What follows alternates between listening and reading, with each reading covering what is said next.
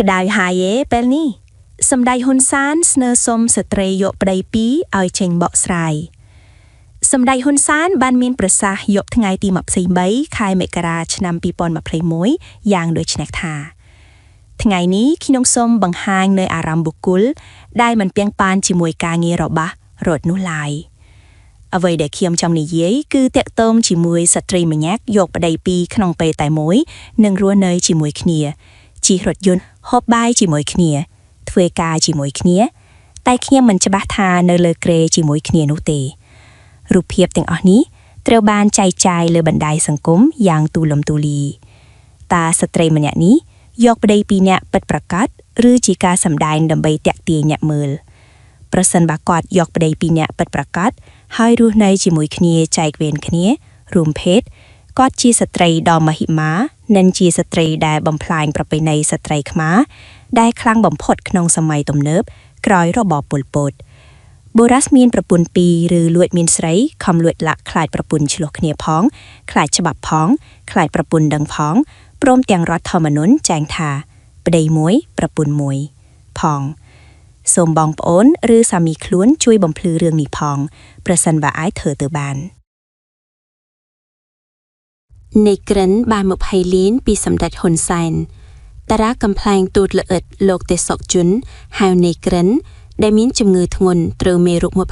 24,000វាលុកចូលដល់ឈាមនិងខួរក្បាលធ្វើឲ្យវង្វេងវង្វាន់លែងស្គាល់សំបីកូនខ្លួនឯង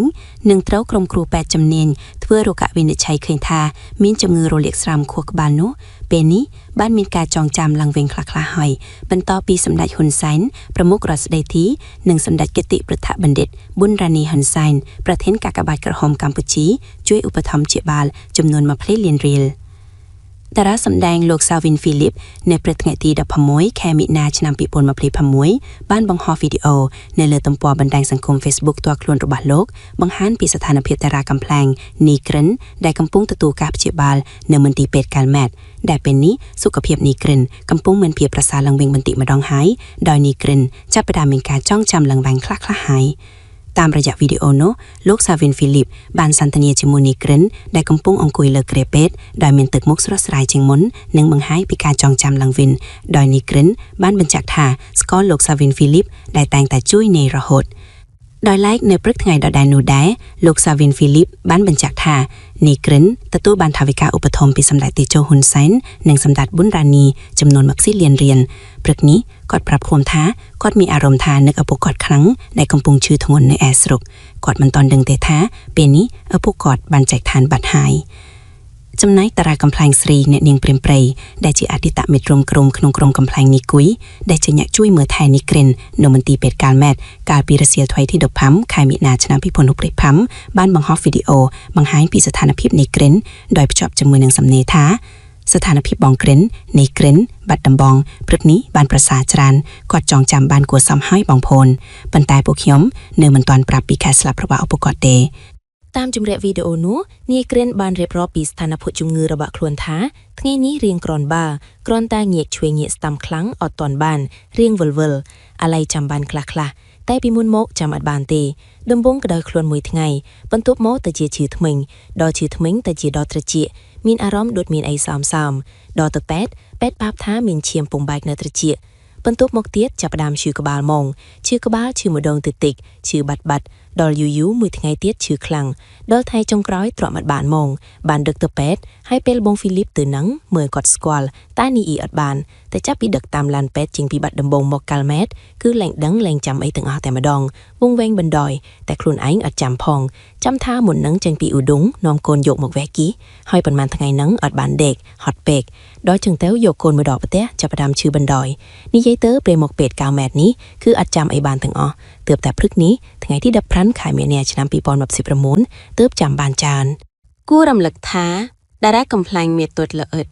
លោកទេសសុជុនហៅនីក្រិនអតីតតារាកំប្លែងល្បីក្នុងក្រុមនីគុយបានកើតមានអាការៈជំងឺរលាកត្រចៀកដោយមានមេរោគដល់ទៅ24,000វាលុកចូលដល់ឈាមនិងខួរក្បាលរហូតលោកវង្វេងលែងដឹងខ្លួនមិនស្គាល់សំបីតែកូនខ្លួនឯងនឹងត្រូវបានក្រុមគ្រួសារបញ្ជូនទៅកាន់គ្លីនិកឯកជនមួយកន្លែងក្នុងក្រុងបាត់ដំបងដើម្បីពិនិត្យជាបាលកាលពីថ្ងៃទី11 ខែមីនាឆ្នាំ2026បន្ទាប់មកនៅរសៀលថ្ងៃដដែលនោះដោយសារតែស្ថានភាពជំងឺរបស់នីក្រិនកាន់តែធ្ងន់ធ្ងរទើបតារាសម្ដែងលោកសាវីនហ្វីលីបបានជួយជ្រោមជ្រែងចាត់ចែងដាក់បញ្ជូននីក្រិនតាមរថយន្តសង្គ្រោះបន្ទាន់ចេញពីគ្លីនិកសុវណ្ណក្រុងបាត់ដំបងឆ្ពោះមកមន្ទីរពេទ្យកាល់ម៉ែតរាជធានីភ្នំពេញដើម្បីសង្គ្រោះបន្ទាន់និងត្រូវបានក្រុមគ្រូពេទ្យជំនាញបានធ្វើរោគវិនិច្ឆ័យឃើញថានីក្រិននាំជំងឺរលាកស្រោមខួរក្វែស្រីអ៊ីត្រៀមរៀបការប្តីក្មេងតារាកំ pl ែងអ្នកនាងសេនចិន្តាហៅស្រីអ៊ីត្រូវបានតារាសម្ដែងប្រុសក្មេងអុកដារ៉តតាមស្អិតសឹងគឿបជំហានតែម្ដងរហូតមានដំណឹងថាអ្នកទាំងពីរចង់រៀបការជាមួយគ្នាទៀតផងតាមប្រភពថាកូនស្រីអ្នកនាងស្រីអ៊ីកញ្ញាណានបានបើកភ្លើងខៀវចង់ឲ្យម្ដាយមានគូថ្មីដើម្បីបញ្ចប់ភាពជាស្ត្រីមេម៉ាយរយៈពេល10ឆ្នាំមកនេះប៉ុន្តែអ្នកសិល្បៈខ្លះបែរជាខ្សឹបខ្សែវគ្នាថាស្រីអ៊ីស្រឡាញ់តែប្រុសក្មេងហើយបាននាងធ្វើប្រពន្ធលោកដារ៉តមែននិងប្រឈមពិបាករក្សាចំណងស្នេហាឲ្យគង់វង្សអ្នកយកព័ត៌មាននគរធំបានទូរស័ព្ទទៅអ្នកនាងស្រីអ៊ីកាលពីរសៀលថ្ងៃទី17មីនាឆ្នាំ2026តែនាងថាកំពុងរវល់ធ្វើការមិនអាចនិយាយបានទេទើបមិនទាន់ដឹងថាតើអ្នកនាងនឹងរៀបការជាមួយលោកអុកដារ៉តនៅថ្ងៃណាឡើយទោះជាយ៉ាងណានៅតាមកម្មវិធីមង្គលការអ្នករួមអាជីពគេឃើញអ្នកនាងស្រីអ៊ីតនិងលោកអុកដារ៉តតែងតែបណ្ដាលគ្នាត្រសងដោយប្តីប្រពន្ធទើបរៀបការឆ្មងថ្មី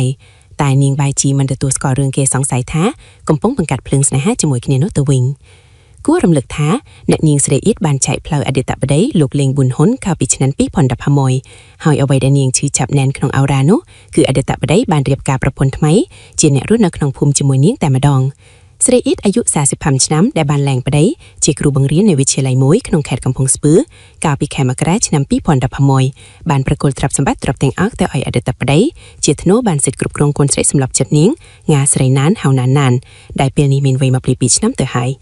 ធ្លាក់ខ្លួនមេម៉ាយ10ឆ្នាំស្រីអ៊ីតធ្លាប់មានដំណឹងថានាងត្រូវបានប្រុសទាំងក្នុងនិងក្រៅស្រុកតាមចែកចង់ប៉ុន្តែដោយសារតែមិនចង់ដើរជាន់ដានចាស់ខ្លាចធ្លាក់ខ្លួនមេម៉ាយជាលើកទី2ទើបអ្នកនាងហាក់ប្រុងប្រយ័ត្នក្នុងការជ្រើសគូស្នេហ៍ថ្មី